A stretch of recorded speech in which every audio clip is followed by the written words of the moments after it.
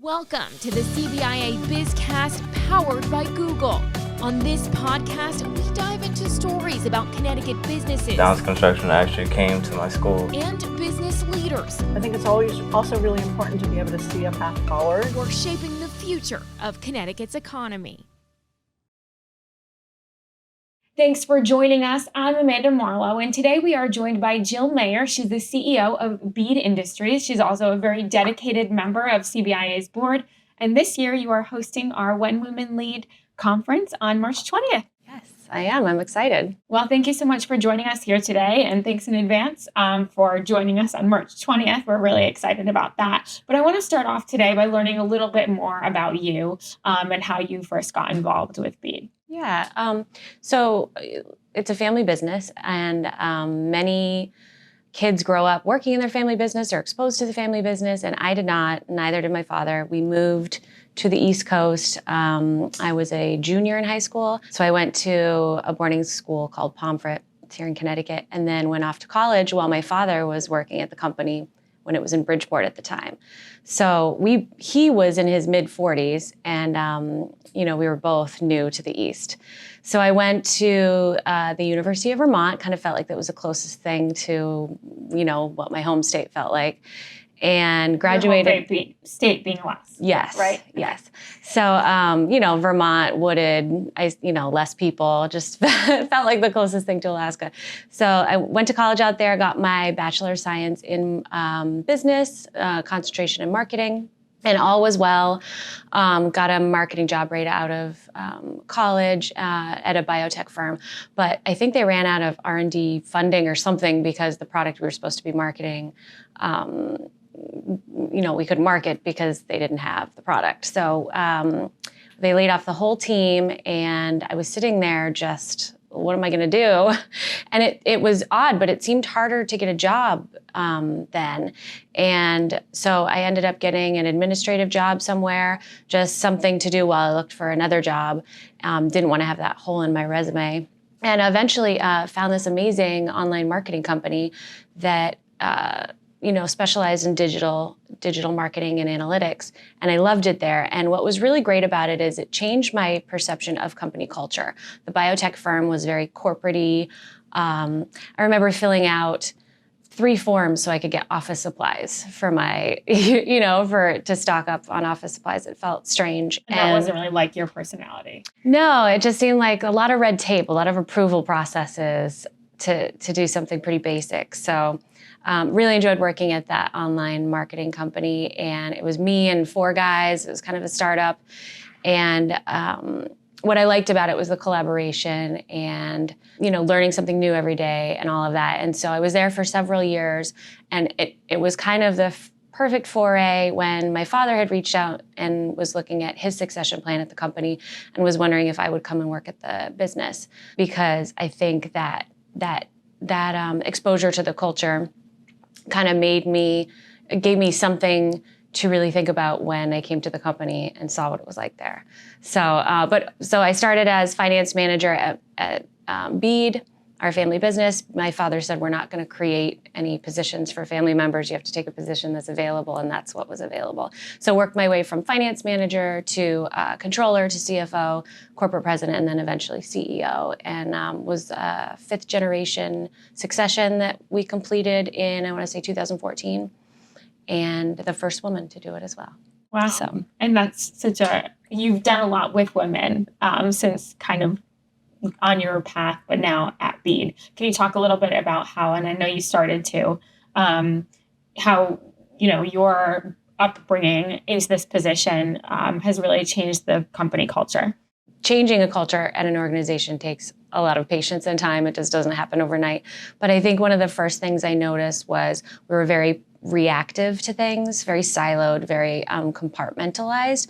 So one of the first things we did was kind of get out of the offices and do some team building, and had meeting cadences. We used to have everybody in a meeting. Half the people didn't need to be there. Nobody knew what we were doing in the meeting.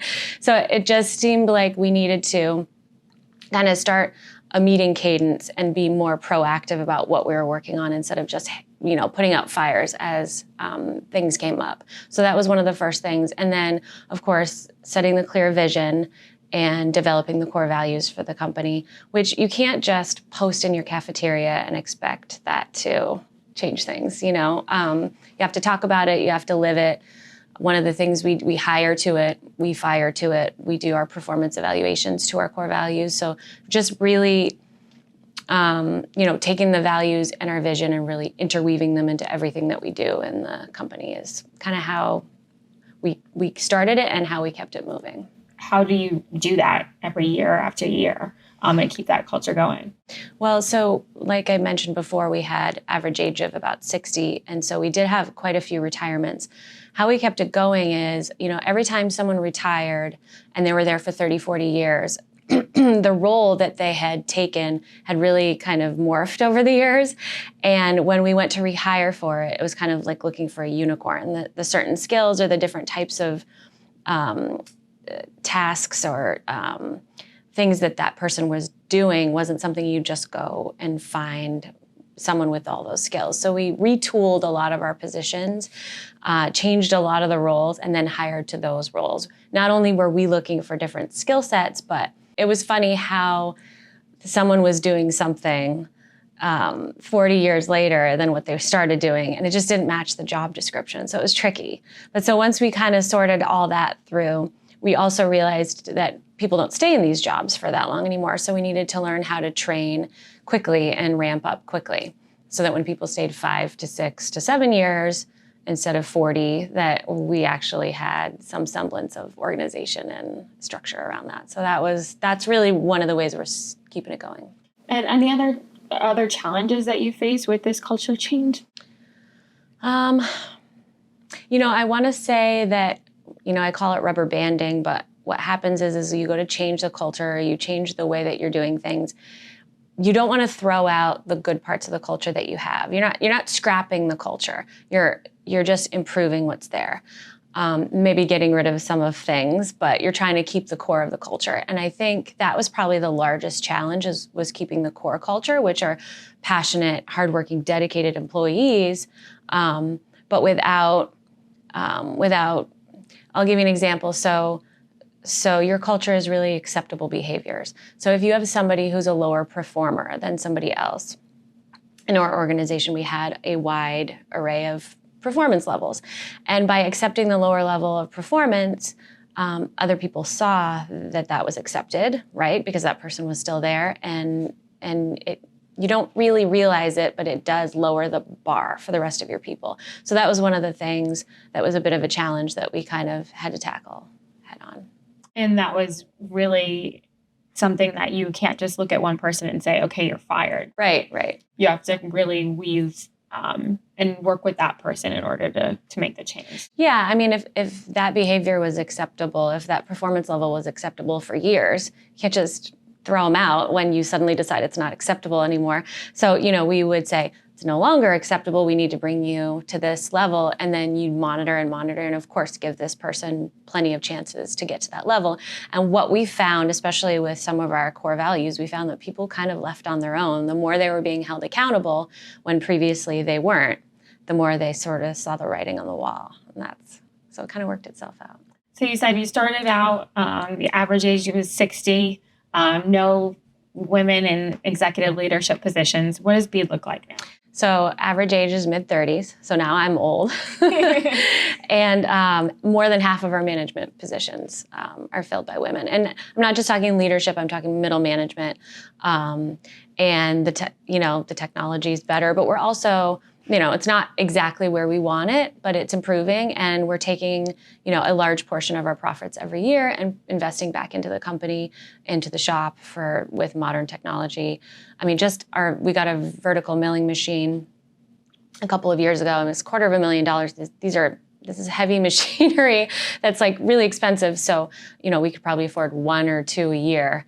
But at that pace, you keep it steady. And, we've really changed the shop floor. We've overhauled our entire tool room. We had somebody who left and came back and 4 years later and just couldn't believe the state of our tool room now. Wow. So it's kind of exciting. Yes, a full transformation, really, to help keep the company moving forward. Right. So I want to just shift gears. Let's talk a little bit about our When Women Lead conference. Obviously, you're going to talk a little bit about your experiences there. But what are you most looking forward to about the event? Well, I'm honored to be part of it, but I do think that that many women in a room is kind of a powerful thing, and everybody building each other up. It's an event I think that really promotes and inspires women, and so I think it's really great that CBIA holds these because they're important. What do you think, I'm sure when you first joined the family company, obviously you worked your way up, but there weren't many women at the company to look up to. Were there other women mentors that you had outside of the company, or was there not very much? There were some. I would say most of my mentors were our board members, were all men. But I did have some women mentors, and I think the mentorship thing is really powerful. And I actually had, I wanted to talk a little bit about mentoring because I think people have different definitions. So when I think of a mentor, I think of someone you regularly check in with, somebody who sort of made a formal commitment to mentor you. And then there's also knowledge sharing, which may be less formal, less regular, but it's almost like an informal mentorship. So that I experienced quite a bit when I was involved in, the manufacturing association. There were lots of women manufacturers that would really reach out and be helpful to me. And now I find whenever I find or I'm introduced to a woman who's new to the industry or taking over for her family business, I reach out and I want to help because if I can give them resources that helped me, or if I can loop them into the network, the manufacturing network here in Connecticut, sooner than later, they can be successful faster. And, it's good to pay it forward. Yeah, I was going to say that's kind of your way of giving back. Exactly. The few women that were able to help you. Right. And it doesn't have to be anything formal where, check in with me every Friday, but it's just kind of, I'm available and reach out anytime. And women had done that for me. So I think it's good. We've got to do more of that. Any other ways that you like to help empower women or other future leaders? I believe that women sometimes fight these silent battles, kind of every woman for themselves, just put your head down, at least earlier in your career. It seems like you're just trying to get through and trying to focus on the task at hand. And you forget that there's people you can reach out to, that, there's women there for you, and you forget to build up other women. You forget that other women are there for you. And I think I'm on the other side of that, where I really feel that it's an important thing for women to do, is to be there for each other and reach out and build each other up. And have you always thought like that, or were you that person that had kind of your head down at one point? Well, in manufacturing, there's not a lot of women around, so when you see a woman, you do tend to flock to them. And the construction industry is similar, although they're gaining traction as well. But any industry, I think women tend to band together, or if there's not very many of them, they kind of put their heads down. So that's why this event is so special, I think, is because it's really intentional. And, you've definitely been a leader, I think, on our board. Now we've had a lot more women join the board since when you first joined, but you're also involved in manufacturing as well.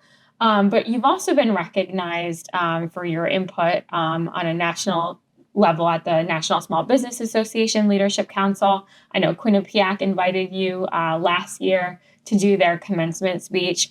How do you think your perception of women in business and women in leadership has changed? Yeah, I think in the past, when women were assertive or had leadership qualities, perhaps they came off as a little hardened, or maybe a little aggressive, or maybe with less emotion, maybe. But I think today, especially with, society really embraces authenticity, and there's all these books out now on emotional intelligence and empathy, and those are skills that women tend to really excel in. So I think that as those kind of come to light as skills that are needed in as a leader, I think that is good for women. So I think that that's helpful. Is that something that you've noticed too, just in your conversations? Yes. Especially, not all managers are leaders, but all leaders are managers. And I think that when you're managing somebody and they're either dealing with something at home or, and we talked about the work-life, or we're talking about the work-life balance at the event. People sometimes bring home to work with them, and you have to have a bit of empathy if they're doing something out of the norm, kind of giving them that space. And I think you need to have the emotional intelligence and the empathy to see that, right? Yeah, for sure. And do you think that, I know you kind of touched on it a little bit, but are you starting to see more women in manufacturing? And what do you think has helped drive that? I think people tend to see, the more you see women in those positions, I think the more other women with maybe leadership skills or leadership tendencies probably have the confidence to go after the leadership roles. So maybe it's sort of a bit of a domino effect where the more you see, the more you are. But I'm not sure. I would imagine, you look at my story, my father had 3 daughters. Someone, if no one was going to take over the family business, I'm sure we would have sold, but he didn't have any sons to choose from. And I think that's the case in a lot of organizations. And then I think that that's built this momentum where there's more women leaders, and not just from family business, but just really capable women who, work their way through the ranks and kind of prove themselves. And other women notice and they want to be a part of it. So. And I think that's awesome, that your dad could look and not say, I'm just going to sell. I have 3 daughters, manufacturing, they're not going to do this. That he was able to look to you and say, what, I think that she's ready, and, let's work on making this work. How important do you think it was for him to be kind of accepting of that and everyone at the company at the time? It was critical, obviously, but I think, I know many family businesses where the parents kind of stick around a little bit. I don't blame them because it really is their retirement and their livelihood, and they want to make sure things are going well. But if you have that trust that my father and I have between each other, then that's probably why he felt that way. And it's something that you just have to work on. And, also, obviously I didn't just walk in the door and take the position. And so, and with my father saying, okay, you have to work somewhere else for 5 years before you come to the company. You have to take a role that's available. We're not going to carve out a position that's perfect to your skill set. Those are types of things that I think if family businesses do, then that's a good thing. He wanted to watch you work hard, but he knew that you could get there eventually. Right. And I think he even, when we talked about it, I think he thought it would take longer. So, and I also think he was planning on staying longer as well. So you just never know what the timeline's going to look like. And it really isn't an age that you turn or miles that you put on. It's really when you're ready, you're ready, When you think about where you came from and now leading this organization, are there any advice that you have for other business owners? There's times when we have issues in the normal course of the day with a project, let's say. And sometimes the tendency is to say, okay, well, we'll let it shake out a little. It might work itself out. And I think that whenever we've had issues that we think might kind of work themselves out, they never do, and they get worse. So a lesson I would say I've learned is to really jump on those early on and not let issues go too long, because they just get uglier and larger and, more wide-ranging, and more people are impacted. So I think it's best to just jump on those head on.